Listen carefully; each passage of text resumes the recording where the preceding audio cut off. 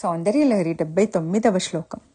విసర్గ క్షీణస్య స్తననట భరేణ క్లమజుషో నమన్మూర్తి నారీ తిలక శనకైస్తృట్యత ఇవ చిరం తే మధ్యస్థ త్రుటిత తటనీ తీర తరుణా సమావస్థాస్థేమ్యో భవతు కుశలం శైలతనయే.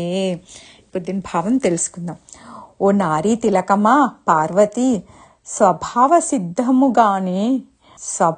సిద్ధముగని మిక్కిలి సన్నగా నున్నదై 2 స్తనములు అను గట్టుల బరువుచి అలసట పొందుచు కొంచెము వంగిన రూపుగలదై తునిగి పోవుచున్నట్లనిపించునుదై కట్ట తెగిపోయిన ఏటిగట్టు నందలి చెట్టుతో పోల్చదగిన స్థితిలో స్థిరముగానున్న నీ నడుమునకు కలకాలము క్షేమము కలుగుగాక.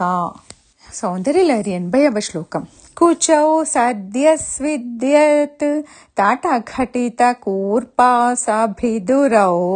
కషం తౌ దోర్మూలే కనక కలశాభౌ కలయత తవ త్రాతుం భంగా అలమితి వలగ్నం తనుభువా త్రిధానర్ధం దేవి త్రివలిలవలి వల్లిభిరవా. ఇప్పుడు దీని భావం తెలుసుకుందాం. ఓ దేవి, అప్పటికప్పుడే చెమట పోయిచున్న పార్శ్వములను అంటుకుని ఉన్న రవికి పిగిలిపోవునేమో అను భావమును కలగచేయుచు బాహుమూల ప్రదేశములను రాచుకొనుచు బంగారు కడవల చిక్కదనముతో ఒప్పారి గొప్పగా కనబడుచు నుండు స్తనములను నిర్మించుచున్న మన్మథుడు ఈ స్తనభారము వలన నడుము తునిగెడు కీడు రాకుండా ఆ నడుమును కాపాడుటకై ఏలకి తీగల చేత ముప్పేటగా